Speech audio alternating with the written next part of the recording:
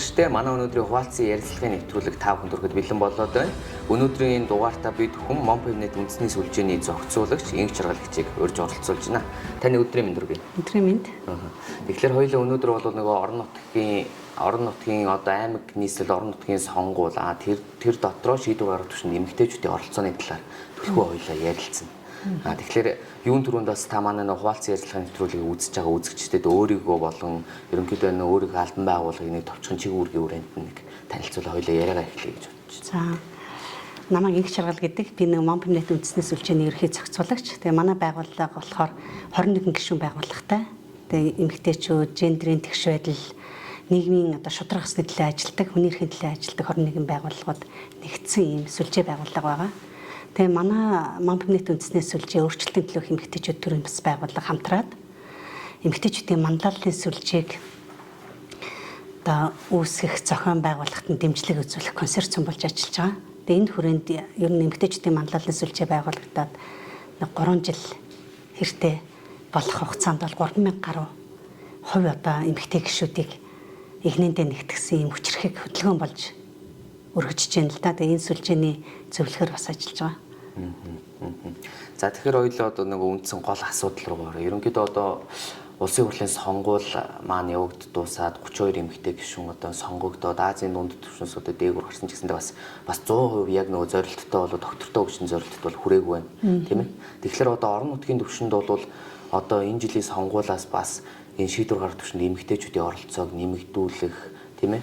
Одоо тэнцвэртэй хүч тэмдэгш оролцоог одоо хангасан энэ төлөөллийг одоо бий болгох ч гэдэг юм уу тийм ийм асуудлууд байгаа тань л да. Тэгэхээр таны хувьд одоо энэ орон нутгийн сонгуулийг ерөнхийдөө юу гэж харж байна тийм ээ эмэгтэйчүүдийн оролцооны тал дээр. Тийм ер нь бол орон нутгийн сонгуулийн хувьд бол сүүлийн жилүүдэд эмэгтэйчүүдийн тобоор хандлагатай байгаа шүү дээ. 12 16 онд бол ингээд 12 оны сонгуул 16 оны сонгуульд буурсан 18 оны 20 оны сонгуульд ч гэсэн баг зэрэг буурсан. Тэгэхээр ер нь хандлага бол ингээд буурах тийшээ хандлагатай явж байгаа. Тэгээ бид нар бол ямар хүлээлттэй байсан бэ гэхээр улсын хурлын сонгуулийн тухай хуулинд бол маш олон дэвшилттэй зохицуулалтууд гендрийн хувьд бол орж ирсэн тийм ээ. Яг тэр дэвшилттэй зохицуулалтууд 30% квот тэр гэх мэтийн зохицуулалтууд бол орон нутгийн сонгуулийн тухай хуулинд тэр утга зарчим агуулга хадгалагдаж орж ирнэ байх гэсэн хүлээлттэй байсан. Харамсалтай нь бол тэгээд орон нутгийн сонгуулийн тухай аймаг нийслэл сум дүүргийн сонгуулийн иргэдийн төлөөлөгчдийн хурлын сонгуулийн тухай хуулинд энэ дэвшилт заалт зохицуулалт зарчмууд бол тусгагдж чадаагүй. Өөрчлөлт ороогүй хуучин одоо 20% квотоор орж байгаа. Гэхдээ энэ 20% квот бол доод одоо босго болохоос биш дээд тааз болох ёсгүй. Гэхдээ нэр дэвшсэн байдлыг харж байхад бол бас л нөгөө доод босго гэсэн тэр нөгөө нэг 30% 20% дөнгөж нөгөө нэг амсуулгатуудыг нэр дэвшүүлсэн байна уу та гэсэн төр зураг бол харагдчихэв. Тэгэхээр одоо энэ жилийн сонгуулийн хүрээнд бол нийтдээ 17277 нэр дэвшигчээ одоо 32.4% нь эмэгтэйчүүд маань оролцож байна тийм ээ. Нэмэлт бас мэдээлэхэд аймаг нийслэлд бол 25.8% нь эмэгтэйчүүд, сум дүүрэгт бол 33.3% нь эмэгтэй нэр дэвшигчтэй сонгогдсон гэж бүрдэж байна. Тэгэхээр эмэгтэйчүүд одоо нөгөө нийгэмд бол одоо хэвшмэл ойлголт бол маш их байдаг шүү дээ тийм ээ. Одоо эмэгтэй хүн бол төр барихгүй, эмэгтэй хүн бол одоо гэртээ байх ёстой ч гэдэг юм уу тийм ээ. Одоо сайн гэр эцэгтэй байх ёстой ч гэдэг юм уу. Энэ хэвшмэл ойлголт маань тодорхой хэмжээнд бас одоо харьлаад ерөнхийдөө эмэгтэйчүүдийн маань оролцоо бол одоо энэ сонгуулиудын үеэр бол одоо шийдвэр гаргах чинь манлайлагч эмэгтэйчүүд маань бол бас өөрсдөө ингэж бас гарч ирээд байна тийм ээ. Энэ үүн дээр бол бас нэмэлтээр төрийн бус болон төрийн байгууллагууд маань бол нөгөө нэг сонгогчдын боловсролыг нэмэгдүүлэх тийм ээ үе шаттай ажлыг зохион байгуулах хүрээнд бас ажиллаж байгаа. Та одоо Монпевнет үндэсний сүлжээний хувьд одоо энэ орон нутгийн сонгуулийн хүрээнд ямар ажлыг бас хийж гүйцэтгэж байна. Тийм Монпевнет үндэсний сүлжээ бол 12 оны сонгуулиар байгуулагдсан иргэдийн төлөөлөгчдийн хурлын эмэгтэй төлөөлөгчд 16 оны сонгуулиар байгуулагдсан иргэдийн хурлын эмэгтэй нийт төлөөлөгчд 2000 гаруй төлөөлөгчдөд бол хамтын манлайлалын ур чадвар олгох сургалтыг бол улс даяар зохион байгуулж ирсэн. Улсын хурлын тамга газар нүүбийн хөгжлийн хөтөлбөртэй хамтраад сонгогдно гэдэг бол маш том даваа. Сонгогдсны дараа бас иргэдийг төлөөлж ажиллана гэдэг бол эмэгтэйчүүд ингээд иргэдийн хурлд гарчаад өөр өнцгөөс яг жинхэнэ иргэдийн төлөөлөл болж төр эрхэн хоёрын хооронд гүр болж ажиллах ялангуяа хөгжлийн бэрхшээлтэй хүмүүс, ахмад настан, гэрте хүүхдээ хараа сууж байгаа ээжүүд, гэх мэтийн одоо нийгмийн янз янзын бүлгийн төлөөллийн дуу хоолойг тэр иргэдийн хуралд яаж одоо үр дүнтэйгээр хүргэх вэ гэдэг тал дээр мэдлэг ур чадвар олгох сургалтуудыг л зохион байгуулсан. Тэгээд бид дээр дурдсан те эмэгтэйчүүдийн манлайлалын сүлжээгээд тэгээд улс төрийн одоо шийдвэр гаргах төвшөнд сонгогдох оролцох хүсэлтэй эмэгтэйчүүдийг энэ эмэгтэйчүүдийн манлайлалын сүлжээ сүүлийн 3 жилийн турш одоо мэдлэг ур чадвар олгох, тэгээд нэр дэвшигтэн одоо дэмжлэг үзүүлэх те эмэгтэйчүүд одоо шийдвэр гаргах төвшөнд ажиллана гэдэг бол өөрөө аюул их олон бэрхшээлтэй байгаа шүү дээ. Мөнгөний бэрхшээл байна. Дээрээс нь нөгөө хэвшмэл ойлголт хандлага гэдэг чинь би нэр дэвшээ гэдэг шийдвэр гаргахад өөрөө маш их зориг шаарддаг. Ийм одоо процесс болчиход байна л да. Тэгэхээр энд бол эмэгтэйчүүдийн манлайлалын сүлжээ нам дундын нам үйл харгалзаад эмэгтэйчүүд гэдгээрээ нэгдсэн нам дундын талбар болж өргөжж байгаа. Тэгээ саяхан энэ сонголт одоо энэ орон нутгийн сонголт гэхэд чинь нийслэлд 99 эмэгтэйгээс 33 нь манай эмэгтэйчүүдийн манлайлалын сүлжээний гишүүн байна. Юу дүүрэгт бол 418 эмэгтэй нэр дэвшснээс 72 нь бол одоо манай эмэгтэйчүүдийн манлайлалын сүлжээний гишүүн байгаад байна л да.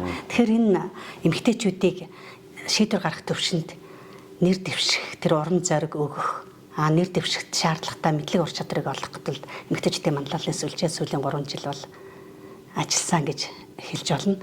Тэгээд яг нэр дэвших үед бол зөндөх олон бэрхшээл байдаг. Нэг нь бол хэвшмэл ойлголт, олон нийтийн ойлголт хандлага гэж хэлсэн тийм ээ.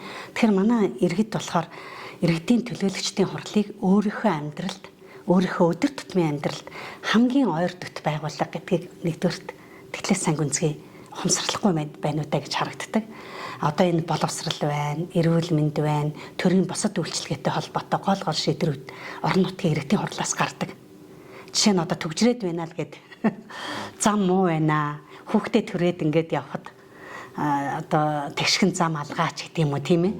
Гэх мэтийн зөндөх олон асуудлуудын одоо сошиалар бол хүмүүс ингээд санал бодлоо шүүмжээ хэлээд байдаг. Гэтэл тэр шийдвэр хаанаас гараад байгаа юм? Тэрийг засах, залруулах шийдвэр хаанаас гарах ёстой юм бэ гэхээр орон нутгийн иргэдийн төлөөлөгчдийн хурлаас гарах ёстой. Орон нутгийн төсөвт суугаад тийм ээ. Гэх мэтээр тэгэхээр энийг ингээд нөгөө хоорондынхаа уялдаа өөрсдийнхөө өдөр тутмын амьдралд тулгамдж байгаа асуудал тэрийг шийдэх ёстой байгууллага хоёрын хоорондын уялдааг гүнзгий ухамсарлахгүй байна уу да. Тэгэхээр орон нутгийн иргэдийн хурал гэдэг бол та яаж өдөр тутамдаа яаж амьдрах, таны амьдралын чанар ямар байхыг тодорхойлдог хамгийн танд ойрхон байгууллага. Тэгэхээр тэр орон нутгийн танд хамгийн ойрхон байгууллага юм бол тэнд хэн байна? Шийдвэр гаргаж яах гээд үцхээр ихэвчлэн эрэгтэйчүүд байгаад байна шүү дээ. Гэтэл яг ингээд бодит амьдрал дээр нөгөө нийгэмд эмэгтэй хүний гэр бүлдээ гүйцэтгэх байгаа үүрэг хариуцлага тийм. Тэгээ эмэгтэй хүн чинь өөрөө ингээд хүүхдээ 10 сар тээж төрүүлж байна. Дараа нь 6 сар юм уу 1 жилийн хугацаанд хөвүүлж байна.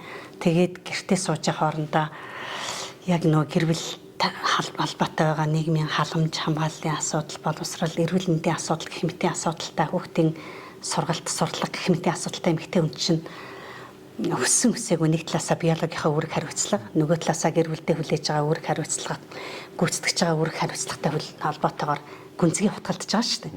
Тэгэхээр тэр нөгөө асуудлуудын ямар асуудал тулгараад байгаа юм, ер нь ямар шийдэл нь илүү одоо гэр бүл дээлтэй, хүмүүс дээлтэй байх уу гэдгийг хамгийн ойрхон мэдж байгаа хүн амын томоохон бүлэг бол эмэгтэйчүүд байгаа. Гэтэл тэр орон нутгийн хуралд эмэгтэйчүүдийн төлөөлөл бол буур хандлагатай байгаа гэж хэлж штэ. Тэгэхээр эмэгтэйчүүдийг одоо түлхүү оруулж байж, залуучуудыг түлхүү оруулж байж, хөгжлийн бэрхшээлтэй хүний төлөөлөл байж олон янзын төлөөлөл тэр иргэдийн хуралд. Тэгээ эрэгтэйчүүдийн төлөөлөл бол мэдээж байна тий. Тэгээд тэгжиж тэр асуудлыг олон талаас нь харж иж тэр хүн бүрийн ялгаатай хэрэгцээ онцлог байдал тохирсон шийдвэр гарах юм бол бидний амьдралын чанар хамаагүй ингээд дээшээ болно. Тэгэхээр энэ орон нутгийн одоогийн сонголт бол хэрвээ таны өдөр тутмын амьдралд тулгамдж байгаа их олон асуудал байгаа бол тэрийг та шийдэгээсэй гэж боддог бол тийм ээ. Өмнө хийсэн сонголтоос өөр сонголт хийгээд үзвэл яасан бэ гэж бодоосаа гэж бодож байна. Тэгээ ер нь ингээд байдлыг ингээд харж яхад чинь жишээ нь ингээд орон нутгийн хуралд гэхэд чинь аймаг болгоно нэг хаалга айгүй их өндөр өртөгтэй хаалга ингээд босгочихсон байж байдаг. Гэтэл тэр орон нутагт нь одоо түргэн ихэн амарчих газрууд нь ямар байгаа юм. Түргэний машин хангалттай юу гэл ингээд үзэхээр бас ямар байх вэ тий. Гэх мэтэр ингээд нөгөө нэг эрэгтэй эмэгтэй хүмүүсийн шийдвэр гаргахтаа ямар асуудлыг чухалчилж үздэг вэ гэдэг ялгаа бол ингээд харагдаад байгаа. Тийм учраас хэрвээ эмэгтэйчүүд яг таны өдөр тутмын амьдралыг шийдэх ёстой тэр бүтцэд эмэгтэйчүүдийн төлөөлөл бага байх юм бол таны өдөр тутмын амьдралд хамгийн их хэрэгтэй боловсрал, эрүүл мэнд, зам ч гэдэм үү тэр асуудлууд үл үзэгдэх сэдв болж хувирдаг. Тэр орон нутгийн хурал дээр тэгтлээ их ярагдахгүй гэсэн үг. Тэгэхээр яг энэ нэгдүгээр төлөөллийн байгууллага гэдгийг ойлгоосай. Хоёр дахь юм бол олон янзын төлөөлөл орж ирэх хэрэгтэй. Тэгжээж таны амьдралд хамаатай шийдвэр гарна л гэдгийг эргэж сонгогчдод ойлгосоо л гэж хүсэж байна. Тэгэхээр ерөнхийдөө нөгөө олон улсын сайн дуршлагаар бол ерөнхийдөө нөгөө хүүсийн харьцаа тэнцвэртэй парламент гэдэг юм уу, ерөнхийдөө юм доктортой парламентууд илүү нөгөө шийдвэр гаргалт. Одоо энэ хамгийн сүүлийн жишээхэд бол коронагийн үед бол илүү нөгөө нэг эмэгтэй удирдлагатай гэдэг юм уу, хүүсийн харьцаанд тэнцүү орнууд бол энэ коронагийн үед бол их амжилттай энэ короныг давж гарсан сайн туршлагууд нэгдүгээр гарч ирж байна. Хоёрдугаар гэх юм бол сая бас нөгөө дэлхийн манлайлагч эмэгтэйчүүд формоор бас ажиглагдсан нэг том зүйл бол дэлхийн нийтийн жишг хандлага шал ондоо болцсныг бол бас харууллаа шүү дээ, тийм ээ. Эмэгтэй төрийн сайд, ерөнхийлөгч хүртэл байна, тийм ээ. Тэгэхээр одоо ерөнхийдөө дэлхийн нийтийн жишгээ дагаад манай улс маань бас ерөнхийдөө нэг заавалчгүй дангаз эмэгтэйчүүдээ сонгох гэж бол хэлсэн юм байхгүй шүү, тийм ээ. Ерөнхийдөө нэг тэнцвэртэй байдлаар сонгооч. Ерөнхийдөө тэнцвэртэй байдлаар энэ төр зэсэгт оруулж ирээд энэ шийдвэр нь хэрхэн яаж одоо өөрчлөгдөж зөв ингэж бас баланстай ингэж гарахыг хараачил гэдэг одоо энэ уриалгыг л бид бүхний зүгээс бол төвшүүлээд байгаа шүү дээ, тийм ээ. Тэгэхээр одоо энэ нийт одоо нэр дэвшиж байгаа эмэгтэйчүүд маань ерөнхийдөө бол маш их одоо нөгөө өрсөлдөөн улс төрийн юунд дотроос одоо гарч ирж байгаа шүү дээ, тийм ээ. Тэгэхээр энэ нэр дэвшигт эмэгтэйчүүд маань бас энэ сонгуулийн үеэр бас юуг анхаармаар юм шиг таны хувьд бол санагдж. Одоо нин тэргуунд бол одоо энэ одоо өнөөгийн шиг одоо энэ сошиал медиа өндөр хөгжсөн үед бол одоо нөгөө хүтгэлэг доромжиж гэдэг юм уу, тийм ээ. Иймэрхүү зүйлтэй бол нэг номер тулгарч байгаа. Өөр бас одоо олон бас ингэ саад бэрхшээл байгаа. Тэгэхээр эмэгтэй нэр дэвшигчтэй хандаж бас та бас юуг зөвлөж хэлмээр байна. Тэгээ яг энэ нийгмийн хандлага нэгдүгürt юм байгаа. Тэгэд орон нутгийн нэгдүгürt бол яг илүү шийдвэр гаргах төвшөнд эрэгтэйчүүд төлхөө байхыг дэмждэг соёл одоохондоо бас байгаад л шүү дээ, хандлага. Нөгөө талаасаа бол яг орон нутгийн иргэдийн хурлын сонгуулийн тогтолцоо бол эмэгтэйчүүдэд тэгтлээ хийлтэй биш.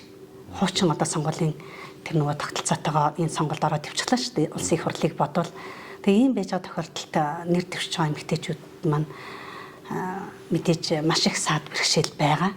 Гэхдээ тэр бүхнийг одоо хайхраад нэр дэвших шийдвэр гаргачихсан байна гэдэг бол өөрөө яг орон нутгийн шийдвэр гаргах тэр улс төрийн талбарт бол тодорхой их том алхам хийчихсэн байна гэсэн үг.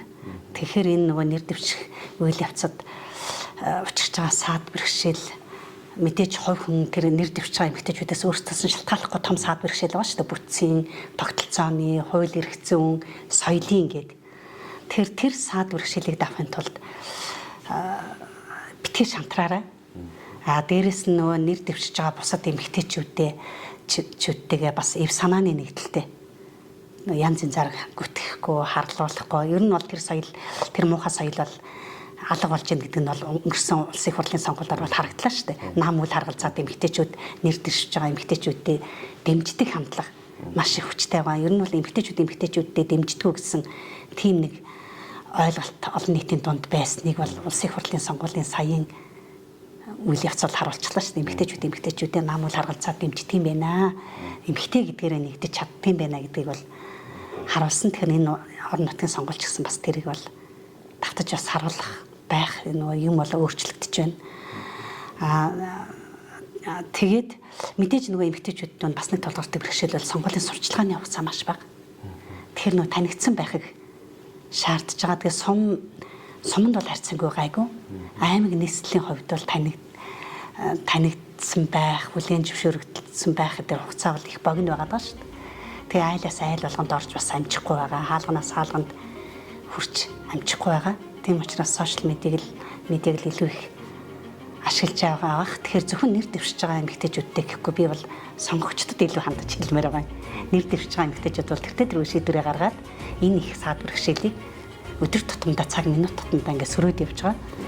Тэгэхээр энэ байдлыг ойлгоод намайг төлөөлөх хүн хинбэ гэдгээ бодоод эмэгтэйчүүдийг нам үл харгалзаж дэмжээсэ. Ядаж лайк хийгээд гаргаж байгаа контентуудыг шеэр хийгээд олон нийтэд сошиал медиагаар таниулахад нь дэм үзүүлээс л гэж хэлмээр байна. Тэгээд сонгогтой нийгмийн олон янз бүрийн төлөөллөөс бүрдсэн улсын иргэдийн хуралтай байна гэж үзээд эмэгтэйчүүдийг, ахмад насны залуучуудыг, хөгжлийн бэрхшээлтэй хүнийг гэх мэт тэр иргэдийн хуралд цөөхөн байгаа тэр бүлгийн төлөөллийг илүү оруулж ирэхин төлөө сонголтоо хийгээсэй л гэж хэлмээр байна. Тэгэхээр яг нөгөө юу яачлаа. Би нөгөө төгсгөлд нь одоо нийт нөгөө сонгогчтой хандаж бас урайлал дэвшүүлээс гэж яах гэж та шууд ингээ хэлчихлээ. Тэгэхээр хоёулаа ер нь одоо ингээ ерөнхийдөө нөгөө яриагаа манай нөгөө нэвтрүүлгийн өндөрлөх хугацаа маань ер нь болцсон байна. Тэгэхээр ерөнхийдөө бол нийт одоо энэ 17277 нэр дэвшигчээс одоо өөрийнхөө төлөөллийг болгож сонгох гэж байгаа нийт сонгогчд маань одоо нэгдүгээрт бол одоо хэрсүү болцсон тийм ээ. Тэгэхээр одоо сонголт бол мэрэгэн байх гэж бол найдаж байна. Тэгээд ямар ч байсан 11-нд бол бүх нийтийн санал хураалт өгөөд одоо тэр өдөр одоо бүх зүйл бол тодорч бэлэн болно. Тэгэхээр тэр өдөр бол нийтдээ ер нь бол гол үндсэн суурь нь бол дан эмэгтэйчүүдээ биш, дан эрэгтэйчүүдээ биш, ерөнхийдөө оролцоог их шангасан сонголтыг бас хийгээсэй, тийм ээ. Энэ хүүсийн дэвш байдлыг бас хангасан, доктортой хөгжлийн одоо 5 дахь зорилтыг хангасан энэ одоо сонголтыг хийгээсэй гэж одоо нийт бас сонгогчдод хүсэж байна. Тэгээд өнөөдрийн манай энэ хуваалцсан нэвтрүүлгийн 15 дахь дугаарын зочноор оролцсон танд баярлалаа. Тэгээд цаашдаа ажил үүсэж бас өндрөөс өндөр амжилтыг хүсье. За баярлалаа.